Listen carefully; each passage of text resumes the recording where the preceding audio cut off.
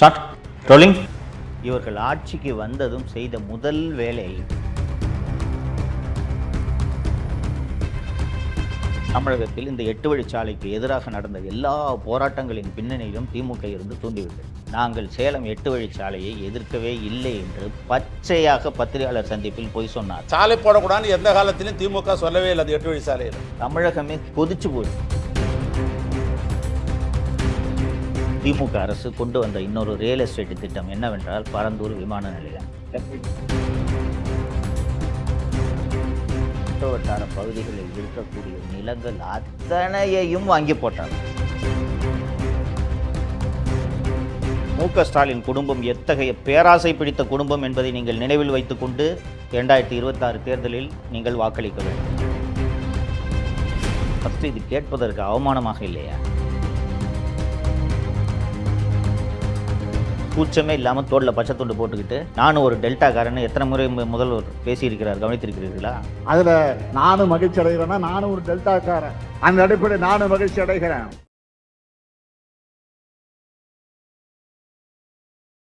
வணக்கம் தமிழ் பெருங்குடி மக்களே. அதிமுக ஆட்சியில் முதல்வர் எடப்பாடி பழனிசாமி அவர்கள் சென்னையிலிருந்து சேலத்துக்கு 8 வழிச்சாலைன்னு ஒரு திட்டத்தை அறிமுகப்படுத்தினார். ஒரு பாலமோ சாலையோ தொழிற்சாலையோ அமைப்பதென்றால் அரசு நிலம் கையகப்படுத்த வேண்டும். அப்படி நிலம் கையகப்படுத்த வேண்டிய தேவை இருப்பதன் காரணமாக பல்வேறு பகுதிகளில், குறிப்பாக சேலம், திருவண்ணாமலை உள்ளிட்ட பகுதிகளில் விவசாயிகள் போராட்டம் நடத்தினார்கள். அரசு இத்தனைக்கும் 4 மடங்கு சந்தை விலையை விட 4 மடங்கு விலை கொடுப்பதாக அப்போது அறிவித்திருந்தது. ஆனாலும் அதையும் மீறி கடுமையான போராட்டங்கள் நடைபெற்றன. அந்த போராட்டங்கள், பெரும்பாலான போராட்டங்களை பின்னால் இருந்து தூண்டிவிட்டது திராவிட முன்னேற்ற கழகம். நான் ஏற்கனவே பேசிய வீடியோக்கள்லாம் சொல்லியிருக்கேன். அதிமுக ஆட்சியில் எப்போ பார்த்தாலும் போராட்டம் நடக்கும். என்னென்னா, அதிமுக ஆட்சியில் குறைந்தபட்ச ஜனநாயகம் இருந்தது. போராட்டம் நடத்த அனுமதிச்சாங்க. மக்கள் அவங்களோட குறைகளை வெளிப்படுத்தணும், அதற்கான வாய்ப்பு இருக்கிறது தான் ஜனநாயகம். ஸோ அந்த போராட்டம் நடத்துறதுக்கான அனுமதி அளிக்கப்பட்டது. ஸோ மக்கள் போராட்டம் நடத்தினார்கள், விவசாயிகள் போராட்டம் நடத்தினார்கள். ஸ்டாலின் பச்சை துண்டு போட்டுக்கிட்டு இவரே போய் போராட்டத்தில் கலந்துக்கிறாரு. தமிழகத்தில் இந்த 8 வழிச்சாலைக்கு எதிராக நடந்த எல்லா போராட்டங்களின் பின்னணியிலும் திமுக இருந்து தூண்டிவிட்டது. அப்போ ஆக்சுவலி என்ன நடந்திருக்குன்றது எல்லாம் பின்னால் தான் தெரிந்தது. திமுக கடுமையாக இந்த 8 வழிச்சாலை திட்டத்தை எதிர்த்தது. ஆனால் திமுக எதிர்பார்க்காத ஒரு விஷயம் என்னென்னா, அதிமுக அரசு மக்கள் மற்றும் விவசாயிகளின் எதிர்ப்பை பார்த்துவிட்டு இந்த திட்டத்தை கைவிடும் என்பதை திமுகவினர் எதிர்பார்க்கவில்லை. திருவண்ணாமலை மாவட்டத்தைச் சேர்ந்த இன்று அமைச்சராக இருக்கக்கூடிய திரு ஏவ வேலு அவர்கள் என்ன செய்திருக்கிறார் என்றால், எப்படி இந்த திட்டம் செயல்படுத்தப்படும் சொல்லி திருவண்ணாமலை செய்யாருன்னு அந்த பக்கம் பூரா நிலத்தை வாங்கி போட்டுட்டாங்க. அதிமுக அரசு மக்கள் எதிர்ப்பெல்லாம் பார்த்துட்டு திட்டத்தை கைவிட்டுட்டாங்க அப்படின்னு தெரிஞ்ச உடனே, அந்த திட்டம் வந்தால் தானே நிலம் விலையேறும். இந்த ஆட்சி வந்த பிறகு அமைச்சராக இருக்கக்கூடிய திரு ஏவ வேலு அவர்கள் நாங்கள் சேலம் 8 வழிச்சாலையை எதிர்க்கவே இல்லை என்று பச்சையாக பத்திரிகையாளர் சந்திப்பில் போய் சொன்னார். இது நீங்கள் ஊடகங்களில் பார்த்தீங்கன்னா தெரியும், கூகுள் பண்ணி பார்த்தீங்கன்னா தெரியும். நாங்கள் சாலை போடுவதற்கு எதிரிகள் அல்ல, திராவிட முன்னேற்றங்கள் சாலை போடுவதற்கு எதிரிகள் அல்ல. விவசாயிகளை அழைத்து பேசி அவர்களுக்கு என்ன தேவை என்பதை புரிந்து கொண்டு அந்த பிரச்சனையை தீர்த்துவிட்டு சாலை போடுங்கள் அல்லது மாற்று வழி காணுங்கள். இப்போயும் சட்டமன்றத்தில் எடுத்து நாளைக்கு கூட உங்கள்கிட்ட படிக்கிறேன். இதுதான் திமுகவுடைய கொள்கையாக வச்சிருந்த மொழியை, வேற ஒன்றும் சாலை போடக்கூடாதுன்னு எந்த காலத்திலும் திமுக சொல்லவே இல்லை. அது 8 வழிச்சாலையில். இதுபோல் திருவண்ணாமலையில் செய்யாறு பகுதியில் சிப்காட், தமிழ்நாட்டின் அந்த தொழில் முன்னேற்ற பொதுத்துறை நிறுவனம் அங்கே ஒரு தொழிற்பூங்கா அமைப்பதற்கு சிப்காட்டில் நிலங்களை கையகப்படுத்துகிறது. மேல்மா, செய்யாறு உள்ளிட்ட அந்த பகுதிகளைச் சேர்ந்த விவசாயிகள், கிராமப்புற மக்கள் இந்த எங்களது விவசாய நிலங்களை எடுக்கக்கூடாது என்று கடுமையான எதிர்ப்பை தெரிவிக்கின்றனர், போராட்டம் நடத்துகின்றனர். எல்லா போராட்டங்களும் அமைதி வழி போராட்டம், அதை நீங்கள் மறந்துடக்கூடாது. ஒரு பந்தல் போட்டுக்குவாங்க, போய் உண்ணாவிரதம் இருப்பாங்க, தொடர் உண்ணாவிரதம் இருப்பாங்க, உள்ளிருப்பு போராட்டம் நடத்துவாங்க, கலெக்டர்கிட்ட போய் மனு கொடுக்குற போராட்டம் நடத்துவாங்க. இது போன்ற போராட்டங்கள் தான் அவர்கள் செய்து கொண்டிருந்தார்கள். இப்படிப்பட்ட ஒரு சூழ்நிலையில் 4 நவம்பர் 2023 அன்று விவசாயிகள் இதே மாதிரி கலெக்டர்கிட்ட மனு கொடுக்கறதுக்கான ஒரு போராட்டத்தை நடத்துகிறாங்க. அப்போது காவல்துறை ஒரு 18 பேரை கைது பண்ணி சிறைக்கு அனுப்பிடுறாங்க. வழக்கமாக இந்த போராட்டம் நடத்துகிறவங்களெல்லாம் கைது பண்ணால் என்ன பண்ணுவாங்கன்னு உங்களுக்கு தெரியும்.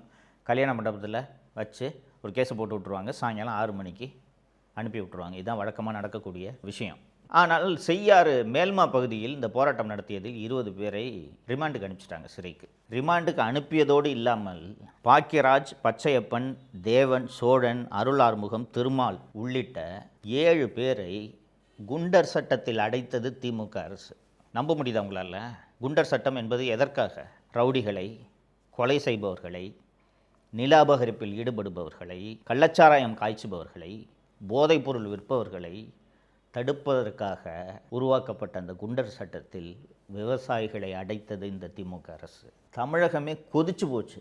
என்னையா விவசாயிகள் போராட்டம் நடத்திட்டு இருக்காங்க, அந்த போராட்டம் நடத்துகிற விவசாயிகளை போய் குண்டர் சட்டத்தில் அடைக்கிறீங்களே, மனுஷங்களா நீங்கள்ட்டு கடுமையான கண்டனங்கள் திமுகவின் கூட்டணி கட்சிகளே கண்டனம் தெரிவிக்க ஆரம்பித்து விட்டன. திமுகவின் கூட்டணி கட்சியாக இருக்கக்கூடிய மார்க்சிஸ்ட் கம்யூனிஸ்ட் கட்சி, இந்திய கம்யூனிஸ்ட் கட்சி உள்ளிட்ட அத்தனை கட்சிகளும் என்னங்க விவசாயிகளை போய் குண்டர் சட்டத்தில் அடைக்கிறீங்களே அப்படின்னு கடுமையான கண்டனங்களை தெரிவித்ததும் அந்த குண்டர் சட்டத்தில் அடைக்கப்பட்டவர்களில் அருள் ஆறுமுகம் என்பவரை தவிர மீதமுள்ள 6 பேர் மீதான குண்டர் சட்டத்தை ரத்து செய்கிறோம் என்று தமிழக அரசிடமிருந்து அறிவிப்பு வெளிவந்துவிட்டது. 6 பேரும் விடுதலை செய்யப்பட்டார்கள்.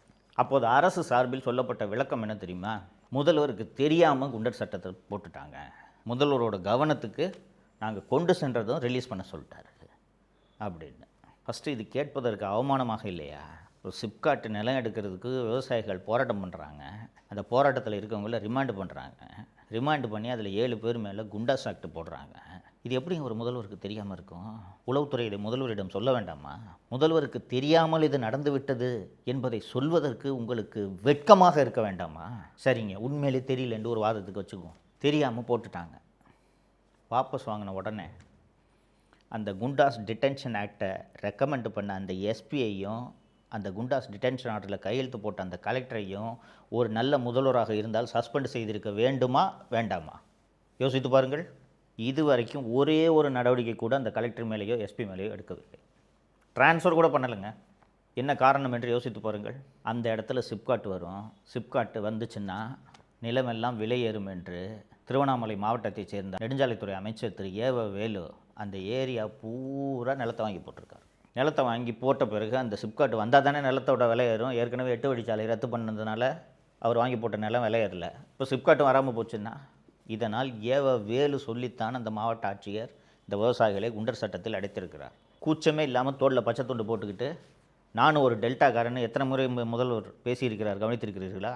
இதே போல் திமுக அரசு கொண்டு வந்த இன்னொரு ரியல் எஸ்டேட் திட்டம் என்னவென்றால் பரந்தூர் விமான நிலையம். சென்னையில் இருக்கக்கூடிய விமான நிலையம் போதவில்லை, கூடுதலாக ஒரு விமான நிலையம் வேண்டும் என்ற திட்டம் திமுக அரசு கொண்டு வந்த திட்டம் அல்ல. அண்ணா திராவிட முன்னேற்றக் கழக ஆட்சியிலேயே இந்த திட்டம் பரிசீலிக்கப்பட்டது.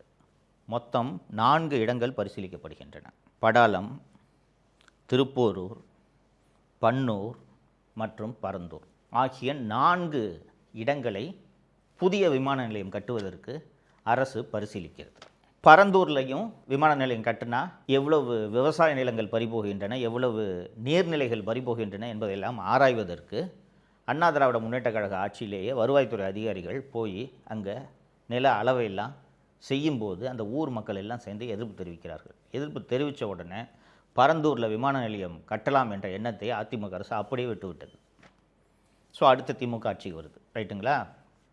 மொத்தம் 4 இடம் சொன்னேன். படாலம், திருப்போரூர், பன்னூர் மற்றும் பரந்தூர். இதில் பரந்தூரில் ஏர்போர்ட் கட்டலாம் அப்படின்ட்டு இவங்க முடிவெடுத்துறாங்க. யார்? திமுக அரசு.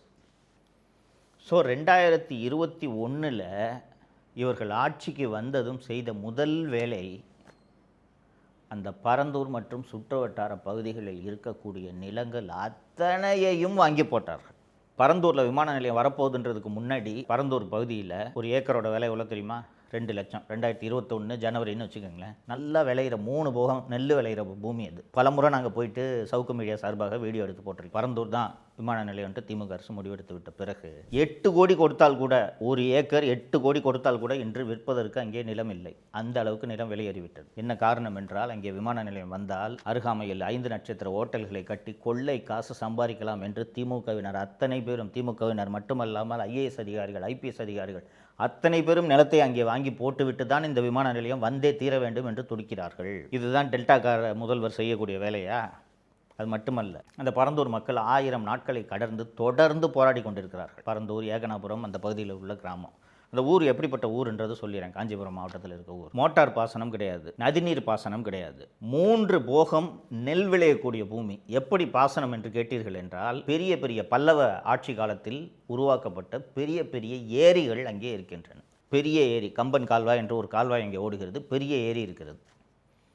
ஏரி அப்படின்னா உயரமான ஒரு இடத்துல ஒரு ஏரி இருக்கு. அந்த ஏரி நிரம்பியதும் அந்த ஏரியிலிருந்து நீர் வழிந்து அடுத்த ஏரிக்கு செல்லும். அடுத்த ஏரிக்கு அந்த நீர் செல்லும்போது அது வழியாக கால்வாய் போகுது இல்லையா, அது பக்கம் பூரா பாசனம். அடுத்த ஏரிக்கு அந்த நீர் சென்றதும் அது நிரம்பியதும் அங்கிருந்து அடுத்த ஏரிக்கு அது செல்கிறது. தஞ்சாவூரை விட அதிகமாக, தஞ்சாவூரில் கூட மேட்டூர் டேம்லேருந்து தண்ணி வந்தால் தான் நெல் போட முடியும். இங்கே 3 போகமும் நெல் விளைவிக்கிறார்கள். தன்னிறைவு பெற்ற கிராமங்கள் அந்த கிராமங்கள் பூரா. அது மட்டுமல்லாமல் சென்னையோட வெள்ளத்தை வடிப்பதற்கு மிக முக்கியமான நீர்நிலையாக அந்த பரந்தூரில் இருக்கக்கூடிய அந்த ஏரிகளும் அந்த கம்பன் கால்வாய் உள்ளிட்ட கால்வாய்களும் பயன்படுகின்றன. சென்னையில் இருக்கக்கூடிய அடையாறு மற்றும் கூவம் ஆறு இருக்கிறதல்லவா, அங்கே அந்த பரந்தூரில் இருக்கக்கூடிய அந்த ஏரிகள் எல்லாம் நிரம்பினாலும் அங்கிருந்து அந்த தண்ணீர் கம்பன் கால்வாய் வழியாக வடிந்து சென்னையில் செம்பரம்பாக்கம் மற்றும் அடையாறு ஆறு வழியாகத்தான் கடலில் சென்று கலக்கிறது. இப்போது இவர்கள் திட்டமிட்டிருக்கக்கூடிய இந்த பரந்தூர் விமான நிலையம் எங்கே வருகிறது தெரியுமா? அந்த விமான நிலையத்தோட ரன்வேயே ஏரி மேலே தான் ரன்வேயே வருது. ஸோ இந்த மாதிரி அந்த இடத்துல ஏகப்பட்ட நீர்நிலைகள் இருக்கின்றது.